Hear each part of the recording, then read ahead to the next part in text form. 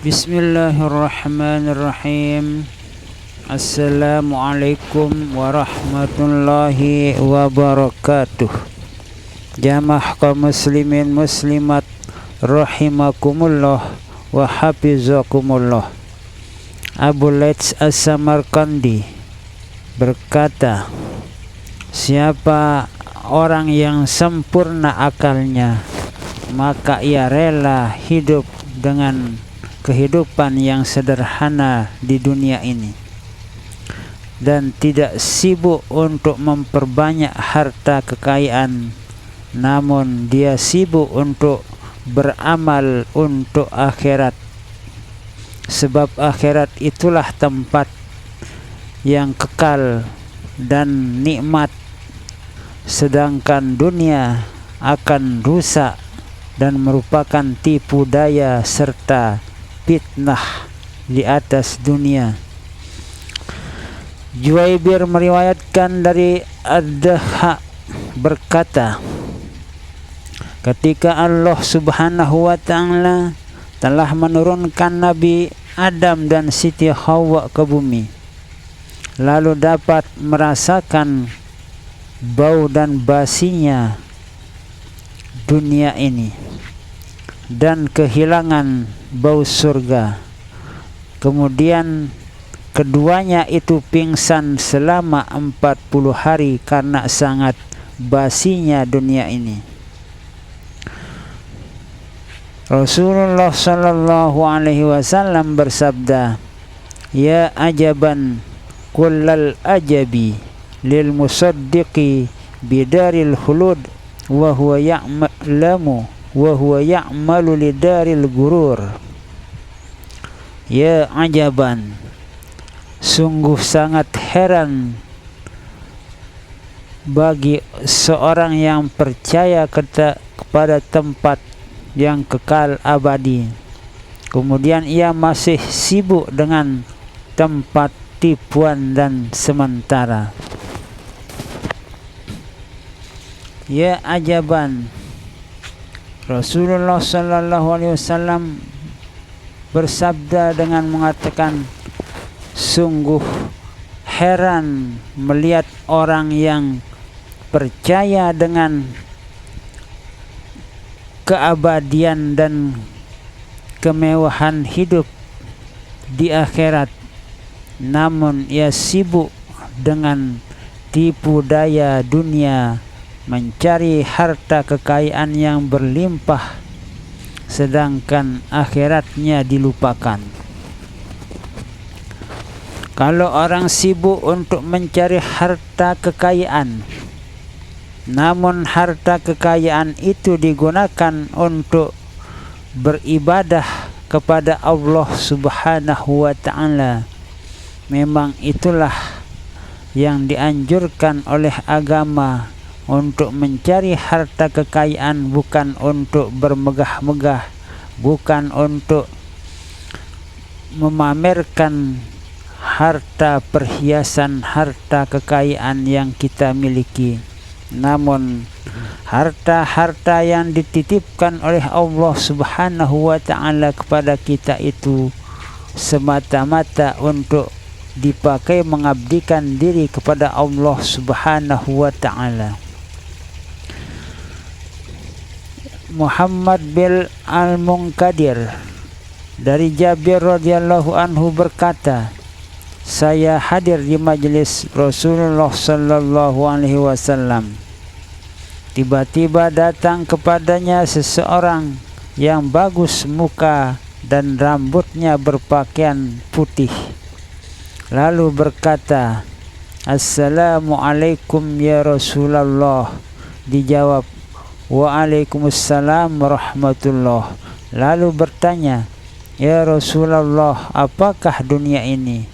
Rasulullah sallallahu alaihi wasallam menjawab, bagaikan impian orang tidur, sedang penduduknya bakal dibalas dan disiksa.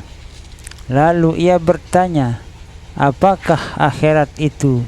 Nabi sallallahu alaihi wasallam menjawab, akhirat itu adalah kekal, sebagian di surga dan sebagian di neraka. Lalu ditanya lagi, apakah surga itu? Jawab Nabi sallallahu alaihi wasallam, gantinya dunia bagi orang yang sanggup meninggalkannya mendapat kesenangan untuk selamanya.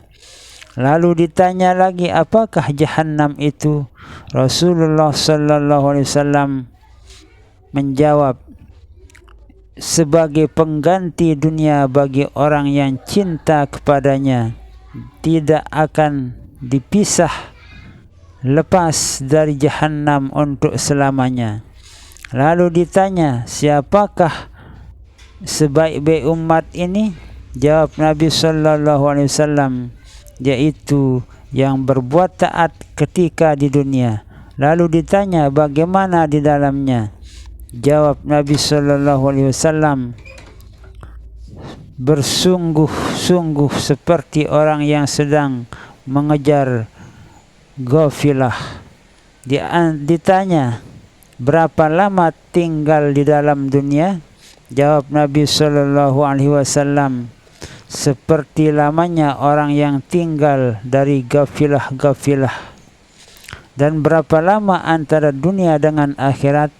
Nabi sallallahu alaihi wasallam menjawab, sekejap mata. Maka pergilah orang itu dan tidak kelihatan. Nabi sallallahu alaihi wasallam bersabda, Jibril telah datang kepadaku untuk menzuhudkan kamu di dunia dan menggemarkan kamu ke akhirat. Nabi Ibrahim alaihissalam ketika ditanya mengapa Allah menjadikan engkau Khalilullah, jawabnya, karena 3 macam. Yang pertama, tiada aku disuruh memilih 2 macam, melainkan saya pilih yang untuk Allah dari yang lainnya.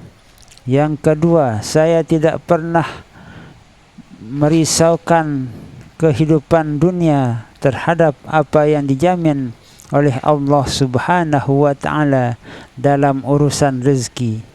Yang ketiga, tidak pernah makan siang atau malam melainkan bersama tamu. Seorang hakim berkata, kehidupan hati itu dengan 4.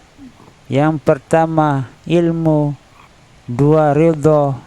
3, qanaah. 4, zuhud. Maka ilmu yaitu yang menimbulkan ridho. Ridho menyampaikan kepada qanaah, dan qanaah menyampaikan kepada zuhud. Berarti meremehkan dunia, tidak rakus kepada dunia. Dan zuhud ada 3 tingkat.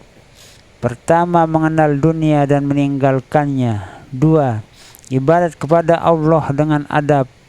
3, rindu kepada akhirat dengan berusaha untuk mencapainya.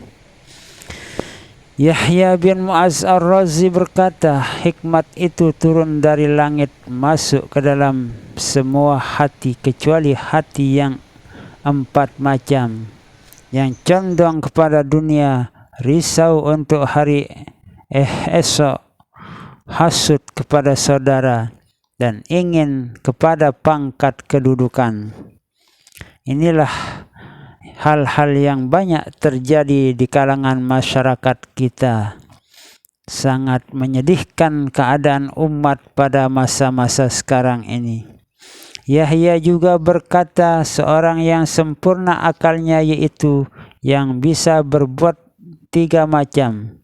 Meninggalkan dunia sebelum ditinggalkannya, membangun kubur sebelum dimasukkan, mengerjakan yang diridhai Allah sebelum menghadap kepadanya. Ali bin Abi Thalib radhiyallahu anhu berkata, siapa yang menghimpun 6 macam berarti telah benar-benar berusaha untuk mendapatkan surga dan jauh dari api neraka. Mengenal Allah lalu mentaatinya, dan mengenal syaitan lalu menentangnya. Mengenal hak lalu mengikutinya, dan mengenal batil lalu menghindarinya. Mengenal dunia lalu mengabaikannya, dan mengenal akhirat lalu berusaha untuk mencapainya. Ja'far as-Siddiq dari Muhammad Al-Baqir dari Ali Zainul Abidin dari Al-Husain bin Ali radhiyallahu anhum berkata, Rasulullah sallallahu alaihi wasallam bersabda, "Hai Ali, 4 macam tanda orang yang celaka. Yang pertama, kering air matanya. Kedua, keras hatinya. Ketiga, cinta kepada dunia. Yang keempat, jauh angan-angan atau panjang angan-angannya." Itulah keempat tanda orang yang akan celaka hidupnya, baik di dunia maupun di akhirat kelak. Na'udzubillah summa na'udzubillah. Rasulullah sallallahu alaihi wasallam bersabda, "Lau kanatid dunya ta'dilu indallah janaha ba'udah ma saqa kafiran minha syarbata ma." Andaikan dunia ini di sisi Allah menyamai nilai 1 sayap nyamuk, maka tidak akan diberikan kepada orang kafir walaupun seteguk air. Sahar bin Hausab dari Abdurrahman bin Utsman berkata, pada suatu malam Rasulullah SAW sembahyang subuh di dekat tempat pembuangan kotoran, maka melihat ulat bergerak dalam kotoran. Nabi SAW menghentikan ontanya menanti orang-orang lalu bertanya kepada orang-orang tersebut, "Apakah kamu mengetahui bahwa orang-orang tersebut tempat ini adalah jijik terhadap ulat ini?" Jawab mereka, "Benar ya Rasulullah." Maka Nabi SAW bersabda, "Wallazi nafsu Muhammadin biyadihi lad dunya ahwanu 'ala Allah min hadhihi sahlati 'ala ahliha." Demi Allah yang jiwa Muhammad ada di tangannya, sungguh dunia ini lebih rendah, hina di sisi Allah, melebihi dari hinanya ulat terhadap orang-orang yang mempunyai tempat ini. Rasulullah SAW bersabda, dunia sebagai penjara bagi orang mukmin dan kubur bagikan bentengnya, surga tempat tinggalnya. Dunia sebagai surga bagi orang kafir, sedang kubur sebagai penjaranya, neraka tempat tinggalnya. Sadaqallahul azim wa sadaqa rasulun nabiyul karim wa sadaqa rasuluhun nabiyul karim wa nahnu ala dhalika minasy syahidin walhamdulillahi rabbil alamin.